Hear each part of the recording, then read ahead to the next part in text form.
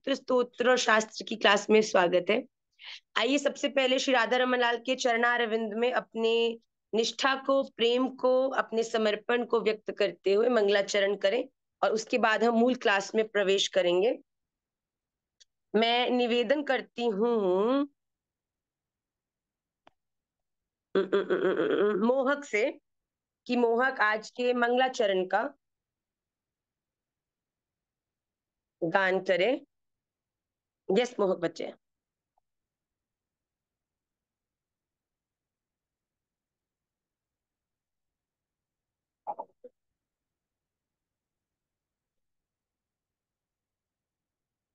लाली करो।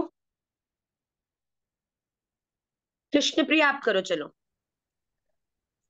कृष्णाय वासुदेवाय हरये परमात्मने प्रणतक्लेशनाशाय गोविन्दाय नमो नमः। सच्चिदानन्दरूपाय विष्णुपत्यादिहेतवे तापत्रयविनाशाय श्रीकृष्णाय वयं नमः। श्रीरामाय वयं नमः। श्रीगौराय वयं नमः। वन्देऽहं श्रीगुरौ श्रीयुतपत्कमलं श्रीगुरून् वैष्णवांश्च श्रीरूपं साग्रजातं सहगण रघुनाथान्वितं तं सजीवं साद्वैतं सावधूतं परिजनसहितं कृष्णचैतन्यदेवं श्रीराधाकृष्णपादान् सहगण ललिता श्रीविशाखान्वितांश्च। अहो भाग्यं गौरमार्गानुवर्तिनां देवो राधारमन्यत्र यद्गुरुर्गुणमञ्जरी पञ्चतत्त्वात्मकं कृष्णं भक्तरूपस्वरूपकं भक्तावतारं भक्ताख्यं नमामि भक्तशक्तिकं। हरे कृष्णा कृष्ण कृष्ण हरे हरे हरे राम राम राम हरे हरे। श्री राधा श्री रमण राधा लाल की जय। श्रीमन चैतन्य महाप्रभु की जय। श्री हरिनाम संकीर्तन की जय। श्री श्री गोपाल भट्ट गोस्वामी जी महाराज की जय। सभी भक्त वैष्णव वृंद की जय। जय जय श्री राधे।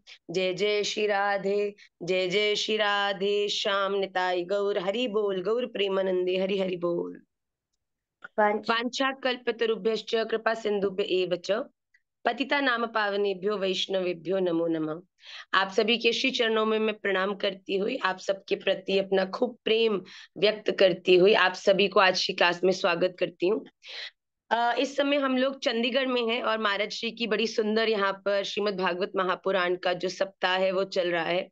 आज चंडीगढ़ में निमाई पाठशाला का सेशन भी था और वो सेशन बड़ा अलौकिक और बड़ा डिफरेंट रहा क्योंकि आजकल के वर्ल्ड में जहां पर हर व्यक्ति एक परमानेंट लव की खोज करता है कि हम लोग अपना सब कुछ अच्छे से करते हैं पर फिर भी जो हमारा प्यार है वो परमानेंट क्यों नहीं होता, हमें हमें रेसिप्रोकेशन क्यों नहीं मिलता।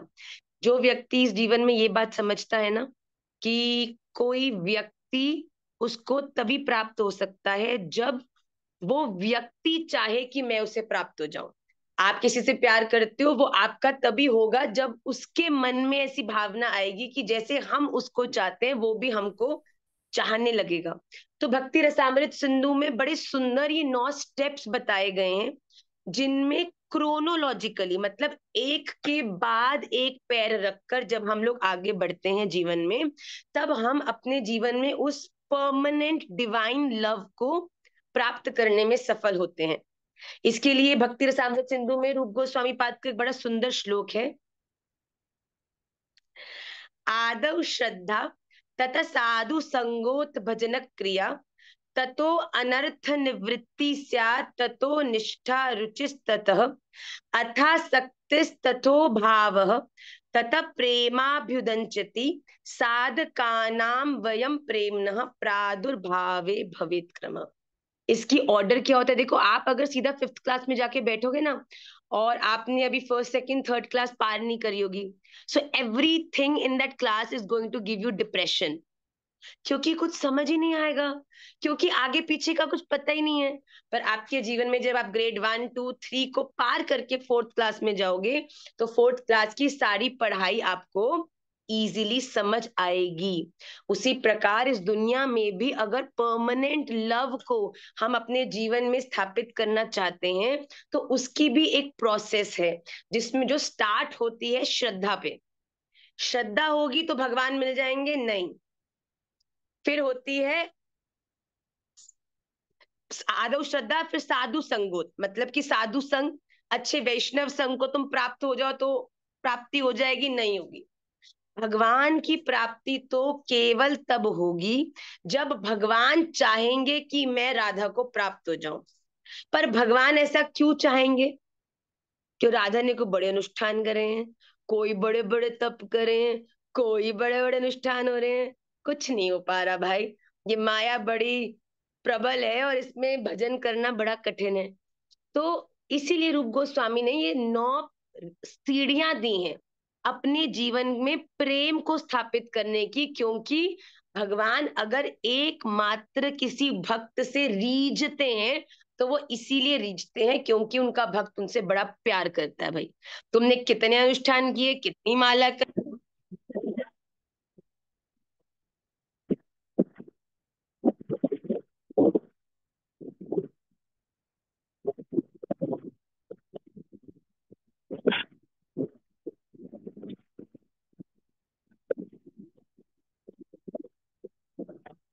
क्या अपने जीवन के, एम आई ऑडिबल, क्या अपने जीवन के हर एक क्षण में राधा रमन जी आपके लिए एक इम्पोर्टेंट बीइंग है, जिनकी हाँ या ना आपके लिए बहुत मैटर करती है? तो रूप गोस्वामी ने क्या जो 9 है, इनका विस्तार हम कभी फिर से किसी और सेशन में करेंगे और यूट्यूब पर भी अपलोड होगा। पर पहला सीढ़ी है नर्सरी क्लास की, वो है श्रद्धा। जब व्यक्ति के मन में श्रद्धा आती है उसको तुरंत क्या करना चाहिए? साधु संग, एक अच्छे एसोसिएशन की खोज करनी चाहिए जिससे उसकी जो श्रद्धा है वो पल्लवित हो, वो और अच्छे से बढ़े। फिर आदौ श्रद्धा तथा साधु संगोत भजन क्रिया। अब आपके जीवन में जब अच्छा एसोसिएशन होगा, साधु संग में एक और अर्थ होता है जीवन में एक उचित गुरु का आना। मन में श्रद्धा हुई, तब हमने अपने जीवन में एक उचित गुरु धारण किए। गुरु धारण करने के बाद गुरुदेव ने हमें भजन क्रिया बताई, मतलब कि हमें कैसे भजन करना है उस प्रेम को प्राप्त करने के लिए। हमें क्या करना है? हमें माला करनी है, हमें परिक्रमा करनी है, हमें टेढ़े खड़े होना है, हमें कुछ भी नहीं करके मार्जिन करना है, हमें इत्र सेवा करनी है, हमें क्या करना है जिससे कि हमारे हृदय में ठाकुर जी के लिए जो प्यार है वो और ज्यादा प्रगाढ़ हो जाए। तो पहले श्रद्धा, फिर साधु संग, उसके बाद भजन क्रिया।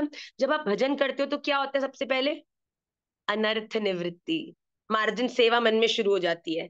काम क्रोध लोभ मोह मद मात्सर्य जो अंदर इतना भर भर के हमने रखा ना, लोगों के प्रति दोष दृष्टि, कलमश, कालकपन, लोगों के लिए हेट्रेड, लोगों को के प्रति गलत शब्दों का या भावों को जो हमने अपने हृदय में धारण किया है, तो धीरे धीरे जब हम भजन करने लगते हैं तो हमारे भीतर की जो कलमश है वो धीरे धीरे बाहर निकलने लगती है। और धीरे धीरे वो निकलते निकलते एक समय ऐसा आता है जब हमारा हृदय जो है हर एक प्रतिस्पर्धा से मुक्त होकर केवल गोविंद के लिए पवित्र हो जाता है। अब मुझे किसी से कोई प्रॉब्लम नहीं है, मुझे किसी की बातें हर्ट करती नहीं है, मैं किसी के लिए बुरा सोचती नहीं हूँ। राधा रमला, आप सब पर कृपा करो, मेरा जीवन है, आपको प्राप्त करना है, रास्ता बहुत प्यारा है, बहुत सहज है। मुझे इन सब चीजों में जबरदस्ती अपनी बुद्धि को घुसाकर दोष दृष्टि करके भटकना नहीं है। तो अब मेरे लिए तो केवल आप हो और बिल्कुल आपको प्राप्त करने के लिए मैं सब काम करूंगी। तो श्रद्धा, साधु संग, भजन क्रिया और उसके बाद अनर्थ निवृत्ति। तो आदौ श्रद्धा तथा साधु संगोत भजन क्रिया, उसके बाद अनर्थ की निवृत्ति हुई। जब अनर्थ की निवृत्ति हो गई तो क्या हुई? आपके मन में निष्ठा उत्पन्न हुई। सही, अथा शक्तिस ततो भाव, नहीं सॉरी, आदौ श्रद्धा तथा साधु संगोत भजन क्रिया तथा अनर्थ निवृत्ति स्यात् ततो निष्ठा रुचिस्तत। उसके बाद जब अनर्थ की निवृत्ति हुई तो आपके जीवन में आई निष्ठा। अब जब कोई कलमश ही नहीं है, अब जीवन में कोई डिस्ट्रैक्शन ही नहीं है, तो आपको पता है कि आपके इष्ट जो गुरुदेव ने जिनके लिए आपको भजन करने के लिए बोला है, उनके प्रति आपकी निष्ठा प्रगाढ़ हो जाती है। अब तो ये ही एकमात्र मेरे हैं, हृदय से सारे संसार परिवार व्यापार सब निकल गया, रह कौन गए? केवल आपके इष्ट जिनके लिए आपको इन सब से अच्छे से व्यवहार करना है। अब जब इष्ट से आपकी निष्ठा हो गई तो इष्ट में और इस भगवत मार्ग पे आपकी रुचि उत्पन्न होने लग गई।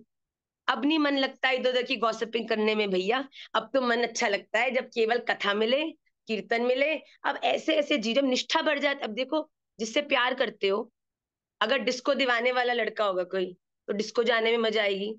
अब कोई आपने भगवान के प्रति जब आपकी निष्ठा बन जाएगी तो अपने आप आपकी जो रुचि है वो माला जी में शुरू हो जाएगी।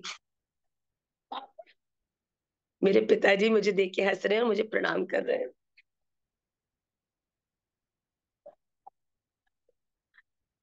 ये पीहर में आके क्लास लेने का फायदा, फायदा बोलो ड्रॉबैक ले लो, सोच लो कि घर वालों को यकीन नहीं होता कि ये कहाँ से ऐसे बोल रहे हैं, ये तो ठीक है। तो सबसे पहले हुई श्रद्धा, श्रद्धा के बाद हुई साधु संग, साधु संग के बाद हुई भजन क्रिया, भजन क्रिया के बाद हुई अनर्थ की निवृत्ति। जब अनर्थ निकल गया तो क्या हुई? निष्ठा। निष्ठा आपके जीवन में हुई तो जिसके में निष्ठा हुई उसके साथ भाव जुड़ गया, प्रेम जुड़ गया। जब प्रेम जुड़ गया आपका उस राधा रमण लाल से, तब क्या हुई? अथासक्तिस। मतलब हमने पहले संसार से तो अनर्थ की निवृत्ति करी, एक्सपेक्टेशंस खत्म करी, जीरो करी। फिर अथासक्तिस मतलब जिनके चरणों में निष्ठा हो गई, जिनसे भाव जुड़ गया, आप उनसे एक्सपेक्टेशन कर रही। अथासक्तिस मतलब हम आसक्त हो गए किससे? उस राधा रमन लाल से। और जब हमारी आसक्ति राधा रमन लाल में हो गई, अथासक्तिस ततो भावस, तो उसके बाद हमारा जो भाव है उनके चरणों में वो और प्रबल हुआ। क्यों? क्योंकि अब जीवन में जब पुकारते हैं तो जिनको पुकारते थे वो तो कभी आए नहीं, पर अब बिना पुकारे राधा रमन लाल आके साथ निभा जाते हैं। और फिर जब कोई ऐसा संग आपको मिले जो बिना बुलाने पर भी आपके संग सदा रहे, तब आपको उससे जो प्रेम घटता है वो प्रेम अनंत होता है, वो प्रेम विदाउट एनी कंडीशंस होता है, वो प्रेम हमेशा के लिए होता है। क्यों? क्योंकि वो प्रेम आप उससे नहीं करते जो केवल आपके रूप धन या किसी कारण से आपसे जुड़ा है, बल्कि उससे करते हो जो आपसे प्रेम करता है। क्यों? क्योंकि आप भी उसको बहुत प्रेम करते हो। तो ये जो प्रेम को अपने जीवन में प्राप्त करने के जो ये 9 स्टेप हैं, इन सबको हम बड़े ध्यान से समझें और इनके प्रति ये देखकर कि इस समय हम कौन से स्टेप पर हैं। हम श्रद्धा पर हैं कि हम साधु संग गुरुदेव से दीक्षा ले चुके हैं पर भजन क्रिया नहीं कर रहे, कि भजन क्रिया कर रहे हैं उसके बाद अनर्थ की निवृत्ति नहीं हो रही। तो हम लोग कभी कभी क्या करते हैं कि हम पता है हम कहाँ हैं, पर आगे कहाँ जाना है इसका नहीं समझ आता। तो ये रूप गोस्वामी ने भक्ति रसामृत सिंधु में ये 9 स्टेप्स जो कहे हैं, हम सब इसका ध्यान करें, श्लोक को भी याद करें। ये बड़ा ही अद्भुत श्लोक है। तो आज इसके ऊपर हमने आज चंडीगढ़ में सेशन किया जो कि बड़ा ही अद्भुत सेशन रहा। तो इसकी वीडियो भी हम प्रयास करके आप तक पहुंचाएंगे। आइए आज की क्लास में हम लोग प्रवेश करते हैं। श्रीमद् भगवत गीता के 16वें अध्याय पर हैं।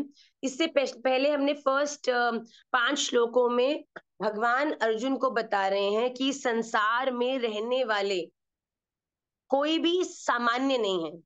कुछ दैवी प्रवृत्ति के लोग हैं और कुछ दानवीय असुरी आसुरी प्रवृत्ति के लोग हैं। तो उनके एट्रीब्यूट्स क्या हैं? तो ये सुन के ना हमको सबको ये पता चलेगा कि हम कौन सी कैटेगरी की तरफ आकर्षित हैं। क्या हम भजन के दैवी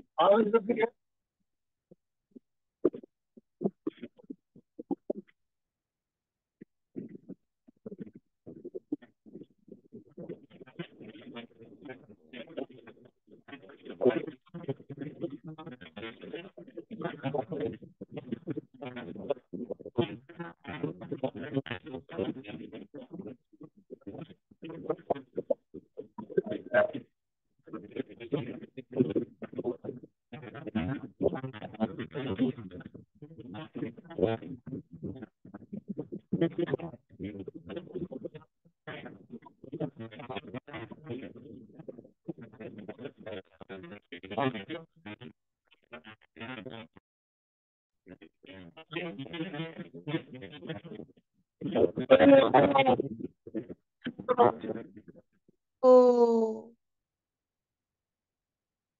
मैं बताती हूँ क्या हुआ। Can you listen to me now? तो हुआ ये कि मेरा फोन गाड़ी के ब्लूटूथ से कनेक्टेड था, और अभी गाड़ी गई तो वो कनेक्ट हो गया, और गाड़ी में मेरी क्लास बज रही थी। सुन रहे हैं आप? वही मैं कहूँ, कमाल हो गई। तो आइए, सबसे पहला जो आज की क्लास का श्लोक है, जो आपकी स्क्रीन पर रिफ्लेक्ट करेगा।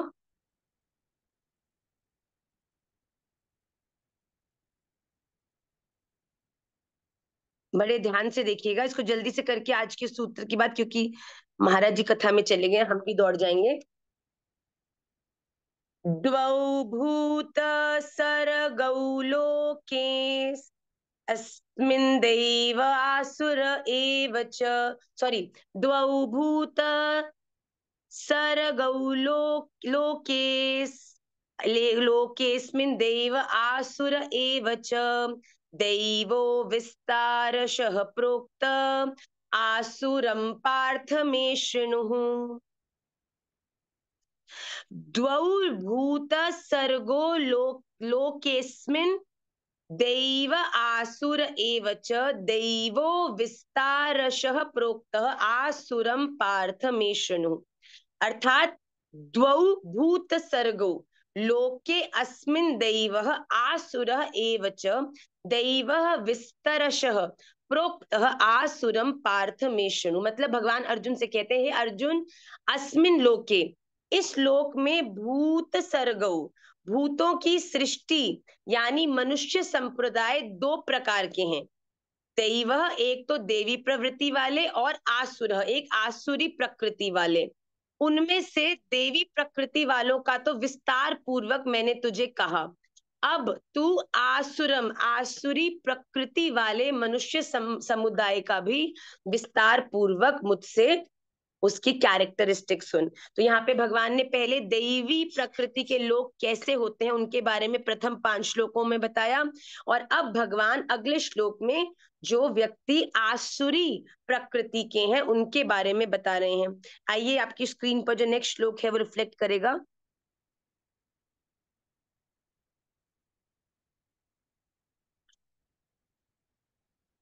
सॉरी।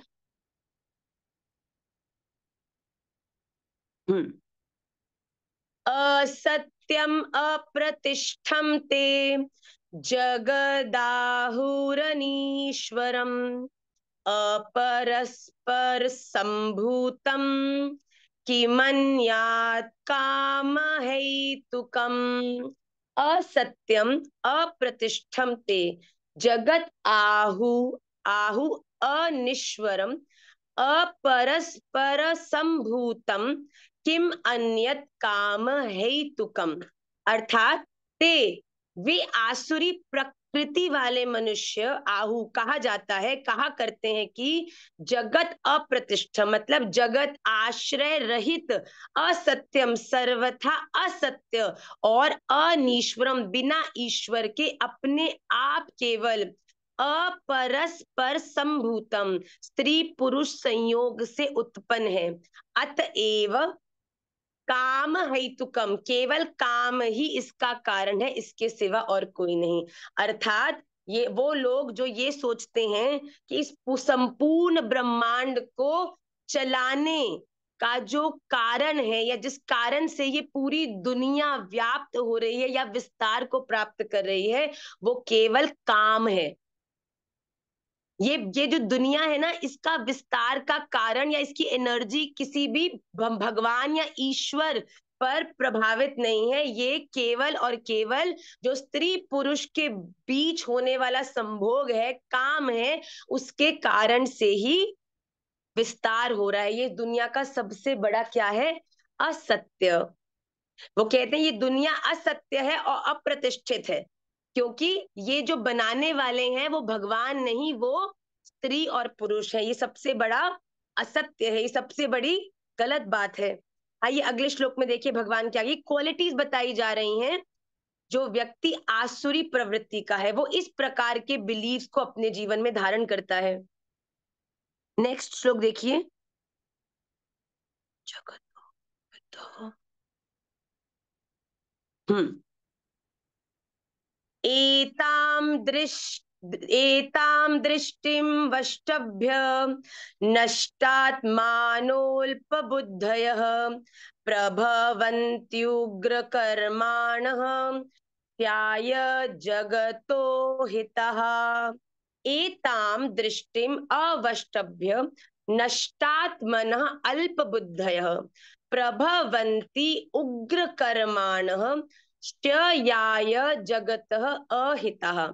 एताम, इस दृष्टम अवष्टभ्य मतलब मिथ्या ज्ञान को अवलंबन करके, मतलब इस दुनिया के सबसे बड़े झूठे ज्ञान को अपने जीवन में धारण करके, नष्टात्मान अल्पबुद्धय मतलब जिनका स्वभाव नष्ट हो चुका है, जिनकी बुद्धि मंद हो चुकी है, अहित सबका अपकार करने वाले मतलब निरादर करने वाले, और उग्र कर्माण क्रूर कर्मी मनुष्य केवल जगत के नाश के लिए ही समर्थवान होते हैं।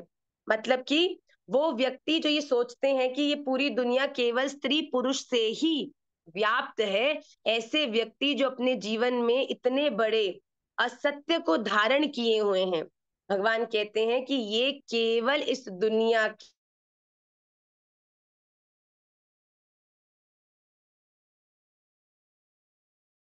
केवल उस व्यक्ति को इस दुनिया में गलत कार्य करने के लिए, क्रूर बनने के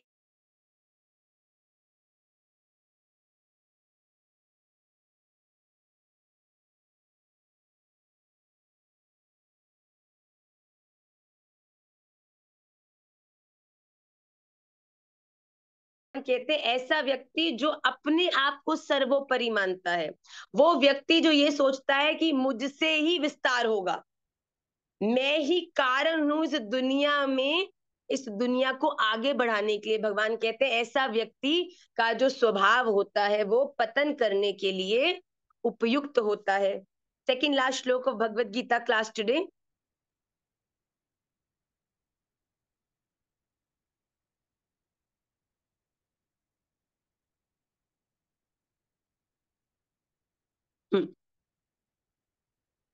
काममाश्रित्य दुष्पूरं दम्भमानमदान्वितः मोहाद् गृहीत्वा सद्ग्राहान् प्रवर्तन्ते शुचिव्रताः।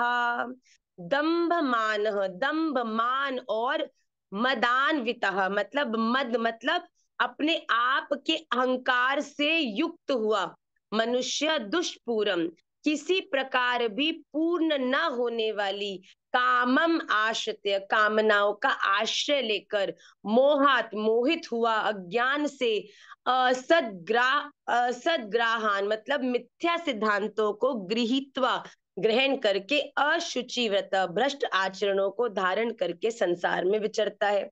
मतलब गलत डेस्टिनेशन, गलत रोड, गलत संग और गलत विचार। तो भैया जीवन में ऐसे इतनी गलतियों को लेकर चलोगे तो जीवन भी तो गलत ही हो जाएगा ना, पतन ही हो जाएगा। तो जो अमिथ्य है मतलब जो मिथ्या है, जो झूठी झूठा ज्ञान है, कि इसमें जिसमें व्यक्ति सोचता है कि मुझसे ही सब कुछ है, मैं ही सबसे ज्ञानी हूं, मैं ही सबसे बलशाली हूं, मेरे ज्ञान से ही सबका मार्गदर्शन होना चाहिए। व्यक्ति कहते हैं जो अपने आप को बड़ा मानता है, जो इस दुनिया में अपने आप की एग्जिस्टेंस को ही इस दुनिया के विस्तार का कारण मानता है, दूसरों का असम्मान करता है, दूसरों के प्रति उनकी उनकी निंदा स्तुति करता है, दोष दृष्टि रखता है, भगवान कहते हैं ऐसे मान युक्त व्यक्ति जो होता है उसका जीवन का पतन हो जाता है। वो देवी नहीं बल्कि आसुरी प्रवृत्ति को प्राप्त होकर विभिन्न विभिन्न योनियों में जन्म लेता है, और फिर उसका जो जीवन है वो विश्राम हो जाता है। हमने एक श्लोक बीच में छोड़ दिया है तो उसको हम इसके बाद लेंगे। सॉरी, मेरी स्क्रीन में कुछ आज गड़बड़ है। विद्यते प्रवृत्तिं च निवृत्तिं च जना न विदुरासुरः न शौचं नापि चाचारो न सत्यं सत्यम तेषु विद्यते प्रवृत्तिम च निवृत्तिम च जना न विदु आसुरः न शौचम न अपि न आचारः न सत्यम तेषु विद्यते। जिसके जीवन में ये सब कुछ नहीं है वो आसुरी स्वभाव वाला। क्या क्या नहीं है? आसुरा जना, आसुरी स्वभाव वाले मनुष्य की जो वो प्रवृत्तिम च निवृत्तिम च, मतलब प्रवृत्ति और निवृत्ति इन दोनों को च न विदुः, दोनों को ही नहीं जानता। इसीलिए तेषु उनमें न तो शौचम बाहर भीतर की शुद्धता है, न श्रेष्ठ आचरण है और न सत्य भाषण। मतलब वो व्यक्ति जो ये नहीं जानता कि जीवन में किसको किसकी प्रवृत्ति, मतलब किसको धारण करना चाहिए और किसका त्याग करना चाहिए। हम उल्टा करते हैं, जो चीजें छोड़नी चाहिए उनको हम जीवन में जोड़ लेते हैं और जिनको जोड़ना चाहिए उनको कहते हैं हो so old, outdated, old school. भैया ये कोई टाइम है ये सब करने का? भैया जीवन में जिस बात से काम बनता हो वो काम करो, अपना काम बनता भाड़ में जाए जनता।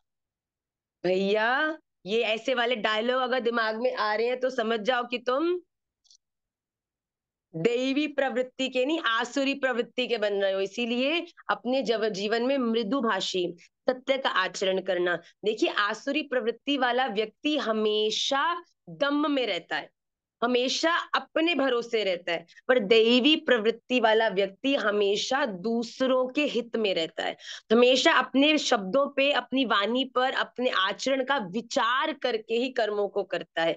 तो भगवान ने ये कुछ गुण दिए हैं कि वो व्यक्ति जिसको ये भी नहीं पता कि उसे क्या चीजों से निवृत्त होना चाहिए, छोड़ना चाहिए और क्या धारण करना चाहिए, ऐसे व्यक्ति के जीवन में ना ही भीतर की पवित्रता रहती है, ना ही बाहर की वो अंदर से भी दूसरों के प्रति दोष दृष्टि करता है और बाहर से भी उल्टे कामों में अपने आप को इन्वॉल्व करता है, असत्य बोलता है, गलत आचरण करता है। तो ऐसा व्यक्ति जो इन सब चीजों से युक्त होता है वो आसुरी प्रवृत्ति को प्राप्त होने वाला व्यक्ति है। मतलब कि अगर हमारे जीवन में ऐसे ऐसे स्वभाव हम पर प्रबल है तो अभी भी कुछ नहीं बिगड़ा है, हम प्रयास करके अपने आचरण पर काम करें और दैवी प्रवृत्ति के गुणों को जीवन में धारण करने का प्रयास करें। आइए जल्दी से आज के हम सूत्र भाग की ओर बढ़ के कुछ क्वेश्चंस को लेके आज की क्लास को विश्राम करेंगे। आप सबने पहले क्यों हाथ खड़े किए हुए हैं? पहले तो मुझे ये बताओ, है आप लोग अंतर्यामी हो? आप लोगों को पता है कि मैं क्वेश्चन आंसर करने वाली हूँ? हे राधा रमन लगते हैं। हाथ नीचे करो भाई। तो आज का सूत्र बड़ा प्यारा सा है और छोटा सा है। महाराज जी ने आज निमाई पाठशाला के सत्र में इसका इस सूत्र को सुनाया तो मुझे बड़ा अच्छा लगा, तो मुझे लगा I have to share it with all of you. तो एक बार क्या हुआ, जब तुलसीदास जी ने पूरी मानस जी लिख ली, तो लिखकर जब वो जा रहे थे तो उनके पास एक छोटा सा बच्चा आया। छोटे से बच्चे ने आके बोला कि स्वामी जी आप ध्यान से जाना, आगे एक बड़ा पागल सा बैल खड़ा है, मार देगा। तो तुलसीदास जी ने कहा मैंने तो अभी अभी एक चौपाई लिखी है, राम सिया में सब जग जानी, कि पूरी दुनिया में हर चीज में राम जी और सीता मैया का दर्शन करना चाहिए। तो वो बैल भी कोई बैल थोड़ी है, वो तो राम सिया में सब जग जानी, कि वो भी तो राम जी और सिया जी हैं। तो उस बच्चे की बात को अनदेखा करके तुलसीदास जी आगे बढ़ गए। अब सामने था एक पागल बिदका हुआ बैल। अब उस बिद के बैल ने जैसे तुलसीदास जी को देखा तो उनकी ओर जोर जोर से दौड़ा और उनको मार दिया। उनको चोट लगी, वो गिर गए। और जैसे ही गिरे तो तुलसीदास जी खड़े हुए, उनको बड़ी पीड़ा हुई हृदय में, भैया ये तो मैंने एक चौपाई गलत लिख दी है, दोबारा जाके पोथी खोलता हूँ, ये तो हटानी पड़ेगी चौपाई, ये तो गलत बात है। ये तो अगर राम और सिया जी हर एक के भीतर हैं तो भैया इसमें भी होने चाहिए थे, इसने मुझे मार कैसे दिया? तो ये तो बड़ी विचार की बात है। तो वो वापस गए, उसी वृक्ष के नीचे बैठे, अपनी पोथी खोली और वो चौपाई जहां लिखी थी वो पृष्ठ खोला, उसको मिटाने ही लगे थे, इतने में हनुमान जी प्रकट हो गए। तो हनुमान जी ने कहा क्या करते हो? तो तुलसीदास जी ने बोला कि भैया मैंने लिखा राम सिया में सब जग जानी, पर ऐसे अभी एक एक एक बिदके हुए बैल ने मुझे मार दिया, ये तो गलत चीज हो गई, लोगों को गलत संदेश चला जाएगा। तो हनुमान जी ने कहा बात तो सही है, पर भैया सच्ची बात है, राम सिया में सब जग जानी। तो तुलसीदास जी कंफ्यूज हो गए, कहते क्यों? कि तुलसीदास ने बोला अगर राम सिया में सब जग जानी होता तो वो बैल मुझे मारता थोड़ी, मैं बच जाता उस बैल से।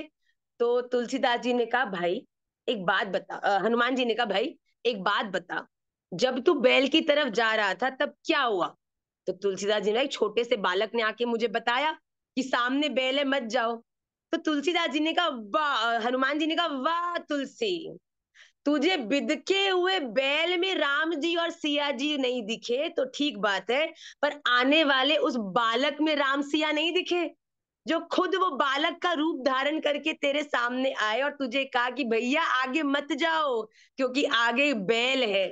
भैया राम सिया ने सब जग जानी का अर्थ है कि आपके जीवन में समय समय पर अगर आपकी निष्ठा पूरी है ना तो भगवान आकर आपको होने वाले उस, कह लीजिए उस नेगेटिव चीज से कहीं ना कहीं प्रमाण या कोई ना कोई संकेत देकर बचा लेंगे। पर हम लोगों का क्या एक मनस्थिति रहती है कि भैया जब हम राम जी और सिया जी का दर्शन, तो वो निश्चित रूप से हमसे बलशाली होगा कुछ। महाराज जी ने बोला अब बैल था, बैल में हम राम जी और सिया जी खोज रहे हैं, पर वो जो एक शिशु के रूप में हमारे सामने आए उनका हमने अनदेखा कर दिया। अगर उसी समय राम सिया जी का संकेत उस शिशु के रूप में समझ जाते तो बताओ गिरते, चोट लगती? तो इसीलिए हमने अपने जीवन में केवल बड़ों से ही सम्मान, बड़ों को ही प्रेम ही नहीं बल्कि इस दुनिया के हर एक बच्चे, बड़े, तृणादपि सुनीचेन तरोरपि सहिष्णु ना अमानी ना मान देना, एक दुनिया के हर एक, चाहे वो कीट हो, चाहे पशु हो, चाहे पक्षी हो, हर एक को ही प्रेम, सम्मान और उसका उसी प्रकार से ध्यान रखना चाहिए, क्योंकि इन्हीं रूपों में ही आकर हमें वो संकेत प्राप्त होगा जिससे कि हम सच में इस दुनिया में राम सिया में सब जग जानी का दर्शन कर पाएंगे। तो अपने जीवन में इस बात का सदा ध्यान रखें। मैं केवल 4 क्वेश्चंस आज की क्लास में लूंगी और फिर दौड़ जाऊंगी जल्दी से कथा में। आज कथा का समय भी इसीलिए थोड़ा पहले रखा कि जिससे कि थोड़ी कथा भी मिल जाए। तव कथामृतम तप्त जीवनम कवि भिरीडितम कल्मषापहम, और मेरे बच्चे भी आज की क्लास से वंचित नहीं रहे। तो कुछ बैलेंस करने के चक्कर हमको बड़े मैसेज आ रहे थे, माँ क्लास तो 7-7:30 होती है, हमने आज ये कर लिया वो कर लिया। हमने का कान पकड़ के सॉरी भैया, आज हमको क्योंकि हमें रात्रि में वापस भी उड़ना है क्योंकि कल बच्चों का स्कूल भी है, तो रात्रि में कथा क्लास नहीं हो सकती थी। पर आप सब में से जिसने काशी के लिए अभी भी रजिस्टर नहीं किया है, please register your self ASAP। और मैं निवेदन करती हूँ तापुर जी, शायद तापुर जी आप ही मेरी स्क्रीन पर थे पूरा टाइम। आज राधे पता नहीं। श्याम माँ। राधे राधे बेटा, कैसे हो आप? मैं बहुत बढ़िया हूँ माँ। भैया आप बताओ कैसे हो आप? खूब राधा रमन लाल की कृपा है बच्चों। बताओ बेटा। भैया मेरे को ये जानना था, जैसे आपने एक रील भी आपने डाली थी कि हमें अपनी हम्म। लाइफ को, जब हम दीक्षा के लिए अपने माता पिता को बोलते हैं, वो हम्म। एकदम शौक हो जाते हैं कि हमें एकदम से तुम्हें दीक्षा क्यों चाहिए, अब भजन कर रहे हो तो कर लो, कोई बात नहीं उसमें। तो मुझे ये पूछना था कि जैसे आपने बताया था कि हमें अपनी लाइफ बैलेंस आउट करनी चाहिए, तो आप बैलेंस करने का कोई तरीका बताएं। बेटा अपनी बैलेंस लाइफ में सबसे पहले अपनी लाइफ में छाटो। जैसे कि एक भाई क्लास में एक टीचर गया, टीचर ने एक जार लिया खाली और उसमें बड़े बड़े पत्थर डाल दिए। तो स्टूडेंट से पूछा भैया बताओ ये जार फुल है कि खाली है? तो सबने कहा सर बिल्कुल फुल है, जार में तो बिल्कुल भी आपने बड़े बड़े पत्थर डाल दिए, बिल्कुल जार फुल हो चुका है। तो टीचर ने मुस्कुराया और उसी जार के अंदर अब छोटे छोटे पत्थर डालने लग गया। अब वो बड़े बड़े पत्थरों में से जगह बनाते बनाते बनाते छोटे छोटे पत्थर घुस गए। अब सर ने बोला आप बताओ। तो सब बच्चे हैरान हो गए, सबके मुंह खुल गए, ओ सर ये तो पहले भी फुल लग रहा था पर अब तो ये एक्चुअल में फुल हो गया है। अब सर ने बोला पक्का अब और फुल तो नहीं हो सकता? नहीं नहीं सर अब तो बिल्कुल फुल हो गया। अब सर ने क्या किया, उसके बाद उसी जार के अंदर और थोड़ी बालू डालने लग गए, मिट्टी। अब छोटे छोटे पत्थरों में से भी मिट्टी ने जो बची कुची जगह थी वो घेर ली। अब बच्चे बड़े हैरान कि हे भगवान ये तो मिट्टी भी इस जार में आ गई और हम सोच रहे हैं जार फुल है। उसके बाद सर ने बोला क्यों भैया जार फुल हो गया? सब बच्चे हाथ रखे बैठ गए, सर हमको नहीं पता, हमको तो शुरू से ही फुल लग रहा था पर ये तो आप भरे ही जा रहे हो भरे ही जा रहे हो। सर ने मुस्कुराया और ऊपर से पानी डाल दिया। अब मिट्टी ने भी जितनी जगह नहीं घेरी थी, जो बची जगह थी वो पानी ने घेर ली। इसीलिए भैया अपने जीवन को भी अगर तुम बेस्ट यूज करना चाहते हो ना, जार को केवल बड़े बड़े अनवांटेड स्टोन से भरकर ही फुल मान लोगे तो कितनी ज्यादा अपॉर्चुनिटीज से चूक जाओगे। तो अपने जीवन में सबसे पहले हम लोग डिफाइन करें कि हमारे जार में बड़े बड़े पत्थर कौन से होने चाहिए, जो सबसे पहले हमारे जार में होने, मतलब हमारी इमीडिएट इमीडिएट रिक्वायरमेंट्स, हमारे इमीडिएट, हमारी करियर, पढ़ाई, परिवार। उसके बाद छोटे पत्थर कौन होने चाहिए, वो लोग जब हम अपने परिवार, पढ़ाई, करियर को टाइम देने के बाद जिनको समय देते हैं। भगवान भी हमारे बड़े पत्थरों में आते हैं कि जो हमारे लिए सबसे जरूरी है, उनको बैलेंस करें पहले। 1 घंटा माता पिता के संग, 1 घंटा भजन का समय, 1 घंटा अपना ऑफिस जब हम जाते हैं वो काम करें, सारा ये सब करके बैलेंस। अब हमारा कुछ समय बिचा, उसके बाद जो छोटे पत्थर है वो कौन हुए, हमारे फ्रेंड्स हो गए, हमारी इधर उधर की जो हमारी हॉबीज हैं वो हो गई, वो लिया। उसके बाद बालू क्या होगी, और कम चीजें, मतलब जैसे कभी कभी मूवी देखने जाना, इधर उधर जाना। और उसके बाद जल क्या हुआ, महीने में एक बार जैसे हम कोई घूमने जा रहे हैं या कहीं इधर उधर जा रहे हैं। तो जीवन में बेटा जब आप ऐसे अपने जीवन में डिफरेंशिएट करोगे, that who are the big rocks of my life, जिनके केवल होने से भी मेरा जार फुल है। मतलब अगर मैं हॉबी और ये सब नहीं भी करूं फिर भी मैं खुश हूं, क्यों? क्योंकि मेरे जार में बड़े पत्थर हैं और ये बड़े पत्थर मेरे जाल को फुल करते हैं। पर फिर भी और जगह है और समय है, तो अपने समय को इनसे फिल करो, फिर इनसे फिल करो। तो विवेक का प्रयोग करके पहले बेटा अपने अपने इस रूटीन को हम लोग शेड्यूल करें, बड़े बड़े पत्थरों को इंपॉर्टेंस दें, उनको वैल्यू दें, उनको समझाएं। सीधा जाके ये अगर पत्थर फोड़ोगे ना माता पिता के, मैं दीक्षा ले रहा हूँ, दीक्षा सुनते बिदकेंगे बिदकेंगे, जब उनको पता ही नहीं दीक्षा होती क्या है। प्यार हाँ से बताओ भैया, माँ वो ये। वो अलग ही सोचता है कि मतलब बस अब मैं माला उठाऊंगा और चल दूंगा वृंदावन और घर नहीं तो रुकूंगा बेटा बस अब कितनी मैं। गलत बात, नहीं कहीं ना कहीं गलत तो हमारे पार्ट पर भी है कि हमने ऐसा क्या किया है या उन्होंने ऐसा क्या सुना या देखा जिस कारण से उनका ये इंप्रेशन है। बात तो ये सच नहीं है ना, माला उठ के भागेगा तो ना है ना, तिलक नहीं। लगा के दौड़ेगा तो ना है ना। बस उनको कन्विंस कर दे इस बात से कि दीक्षा का मतलब भैया ये नहीं होता कि मैं दीक्षा लेके आपको छोड़ दूंगा, बल्कि दीक्षा लेने का मतलब हो जाएगा कि अब तो जो एक मेरे राधा रमन लाल है ना, जिनके लिए मेरा जीवन है, अब मुझे उनकी प्राप्ति केवल आपके माध्यम से होनी है। तो अब तो मैं और आपकी सेवा में लगूंगा और आपसे प्यार करूंगा, तो देख तुरंत कहेंगे कल ही जाके दीक्षा ले ले। वो डरते इसीलिए क्योंकि वो घबरा जाते हैं कि हम लोग कहीं छोड़ के नहीं चले जाएं या हम लोग अपनी कर्तव्यों से नहीं चूक जाएं। तो जब हम उनको ऑन द सेम पेज करेंगे तो वो भी खुश हो जाएंगे और आपको भी दीक्षा लेने से नहीं रोकेंगे। ओके बच्चे, धन्यवाद भैया। राधे राधे बेटा। नेक्स्ट क्वेश्चन, आकांक्षा चौहान जी।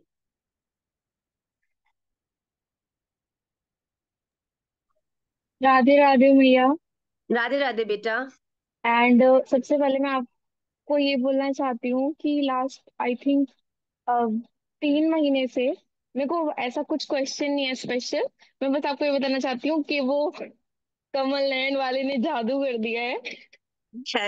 मतलब इतने छलिया छल कर मेरे दिया। घर में मेरे मेरे घर में कितने सालों से, शायद मैं छठी सातवीं कक्षा में रही होंगी, मेरे घर में लला विराजमान है। कभी ऐसी प्रीति नहीं हुई, कभी ऐसा भाव नहीं आया कि मतलब उनके बारे में बात करूं या उनका सेवा करूं। मैं जॉब भी करती हूँ, पढ़ती भी हूँ, सारी चीजें हैं, लेकिन कभी ऐसा भाव नहीं आया। अब जब से राधा रमन लाल ने जादू किया है, ऐसा हो गया है कि जादू करके, जादू करके मैं कित आपको बताऊं, मैं गयो जादू। ये हमारे ठाकुर जी बड़े छलिए हैं भैया। ये तो गोपियों की सासें कहती ना कि यहाँ तक घूंघट करके जा, कहीं घूंघट तूने ऊपर कर लियो और ये टेढ़ी टांग वाले के दर्शन तूने कर लिए तो ऐसा घुसेगो तेरी आंख में कि फिर इसके अलावा कुछ देख ही नहीं पाएगी भैया। तो भैया वेलकम टू द फैमिली।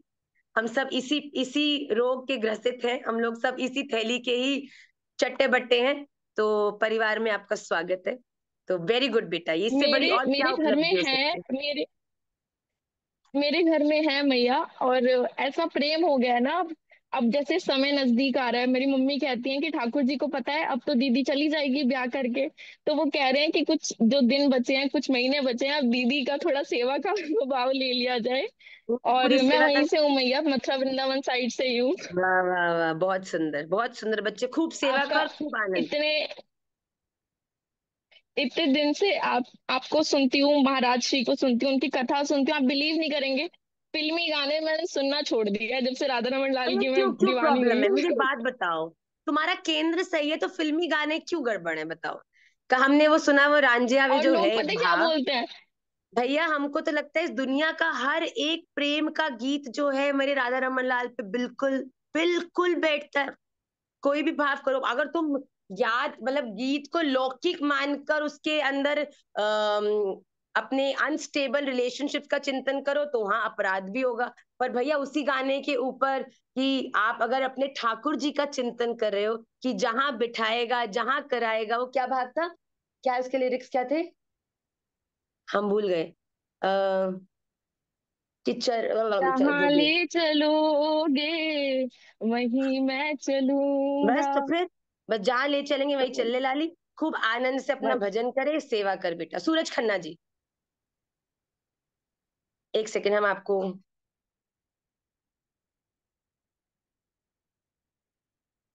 आपको मैंने पिन कर दिया है,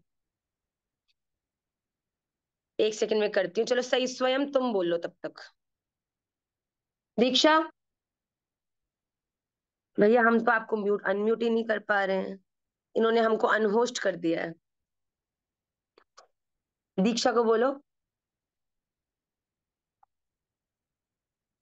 हमारे बुद्धि में अड़ गया है वो। ये भी, ये आप मुझे देखो, मैं आपको देखती हूँ, और इसी में ही सब उत्तर उत्तर मिल जाएंगे एक दूसरे को। आपके प्रश्न मैं सुन रही हूँ और आपके उत्तर मैं दे रही हूँ। दिल से सुनने की कोशिश करो। संयम तो सच में वैसे ही सोच रहा है कि ऐसे ही पूछ लेता हूँ। Yes, thank you Diksha. Yes स्वयं। राधे श्याम भैया। राधे राधे बेटा। भैया मेरा ये प्रश्न था कि मतलब काफी टाइम से मेरे को स्वप्न में वैष्णवों का दर्शन बहुत हो रहा है। हम्म।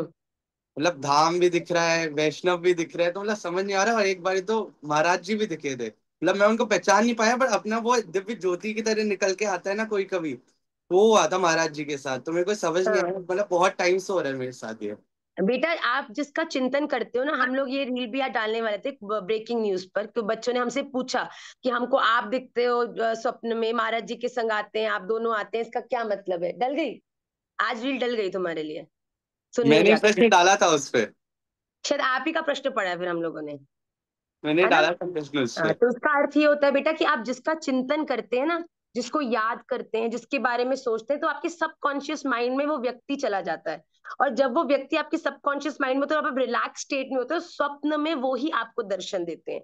तो इसका अर्थ ये है कि आप सबसे पहले तो दैवी प्रवृत्ति के इंसान हो, जिनके स्वप्न में वैष्णव और गुरु आ रहे हैं। और दूसरी बात यह है कि आप जो जैसे आप उनका चिंतन कर रहे हो ना, तो आपको वो भी याद कर रहे हैं। जब आप अच्छी चीज करने का प्रयास करो, जब हम किसी चीज को याद करते हैं, जब भगवान को याद करते हो, भगवान किसी ना किसी रूप में आते हैं, तो आपके गुरु भी आपके स्वप्न में वो प्रत्यक्ष आते हैं आपसे मिलने के लिए, क्योंकि आप उनको याद करते हो। तो शरीर की तो सीमा है, पर मन की कोई सीमा नहीं है। तो इसका मतलब ये है कि जितना आप उन्हें याद करो, वो भी आपको याद कर रहे हैं, और ये समय है कि आप योजना बनाओ और जाके उनके दर्शन करके आओ बेटा। ठीक है, बस एक क्वेश्चन और लेंगे सूरज खन्ना जी का, और फिर हम जल्दी से भगेंगे, फिर आप हमको कथा में देखना। राधे श्याम माँ। राधे राधे बेटा। माँ अभी लास्ट पे, अब पिछले जब आप जलंधर आए थे तब मैंने आपका सेशन अटेंड करा था, उसके बाद आपको मेरा, अच्छा लगा था? जी मैं माँ बहुत अच्छा लगा। तभी मेरी पहली क्लास था निमाई पाठशाला में। वेरी गुड, क्या तो बात है। तो माँ मेरा प्रश्न ये था, जैसे भी हम बात कर रहे थे दीक्षा के बारे में, तो माँ हम कैसे पता लगेगा कि हमारे गुरु कौन, अगर हम किसी गुरु को प्राप्त कैसे करें, अगर हमें गुरु पता लगता है तो कब किस वक्त बेटा हमें। गुरु, गुरु बनने का वो व्यक्ति है, वो व्यक्ति जिसकी मन वाणी और कर्म, जी जिसकी मन वाणी और कर्म एक जैसे हो, जिनको सुनने से आपको गुरु से नहीं गोविंद से प्रेम हो जाए, जी माँ। जिनको देखकर आपको राधा रमन जी से और ज्यादा प्यार हो जाए। अगर आप क्लास में आते हो और क्लास में आने का कारण आपका मुझे देखना है या मेरे से बात करना है, तो आप गलत गलत रास्ते पर हो। पर अगर आप क्लास में आते हो कि माँ के माध्यम से राधा रमन लाल की बातें करने को मिलेंगी, उनके बारे में जानने को मिलेगा, तो इसका बात आप समझ जाओ कि राधा रमन आपके राधे रमन। इष्ट हैं। उनकी प्रणाली में ही जो उनका प्रचार करते हैं, वही आपके गुरु के रूप में भी होने चाहिए। तो बेटा गुरु चयन करने के लिए या तो आपको गोविंद की आपकी क्लैरिटी हो कि मेरे इष्ट कौन है, राधा रमन लाल मेरे ठाकुर।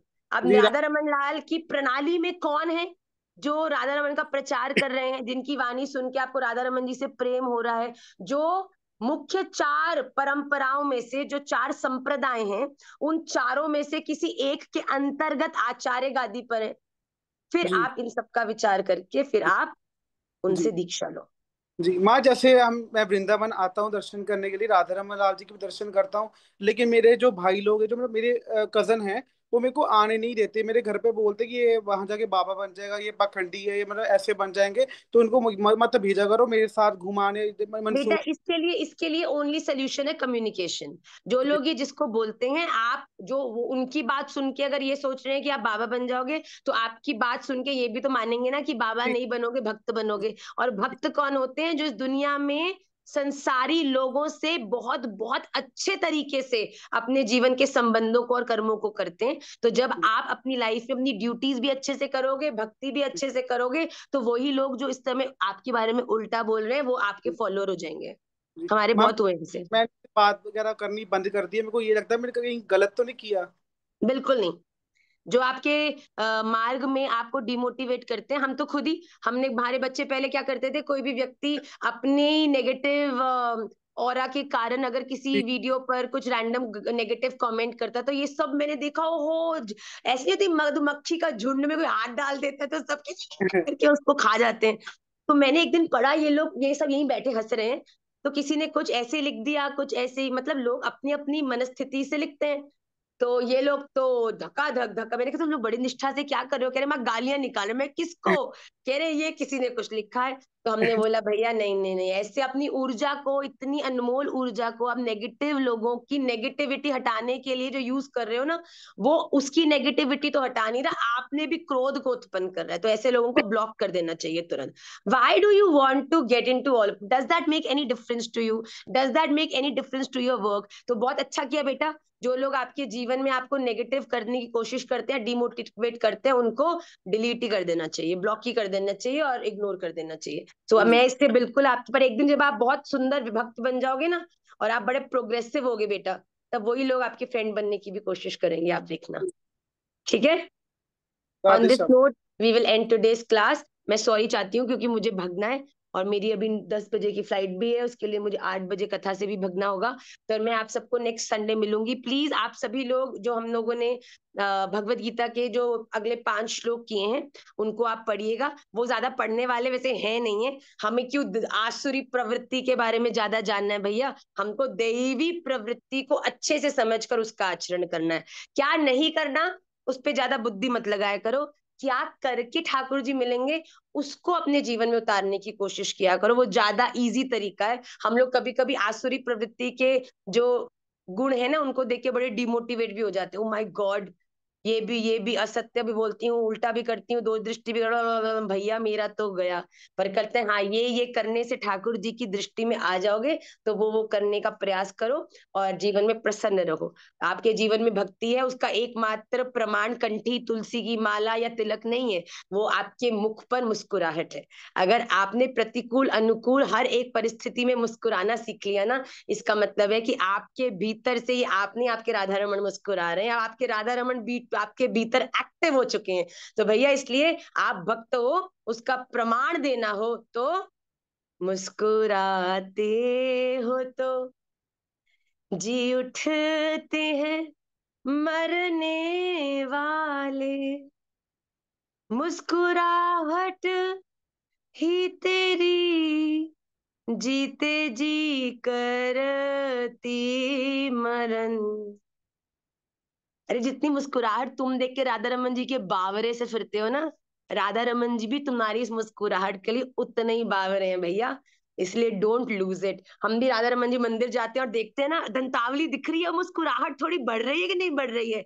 हमारे राधा रमन जी हर समय ऐसे ताक लगाए बैठते हैं। अरे भैया मैंने एग्जामिनेशन में थोड़ी सी टफ सिचुएशन क्या कर दी, भैया देखो तुम्हारे भीतर जो मैं था, तुम्हारी मुस्कुराहट के रूप में तुरंत खो दी। अरे नहीं भैया, अपने जीवन में learn to smile, because you know when you smile, he smiles more towards you, and when he smiles, तो भैया अच्छे अच्छे प्रतिकूलताओं के बैंड बज जाते हैं। तो अपने जीवन में खूब आनंद से रहो, मस्त होके रहो, राधा रमन के प्यार में रहो और खूब आनंद से रहो। श्री राधा रमन लाल की you all next Sunday. And वांछा कल्पतरुभ्यश्च कृपा सिंधुभ्य एव च पतिता नाम पावनेभ्यो वैष्णवेभ्यो नमो नमः। श्री राधा रमन लाल की जय।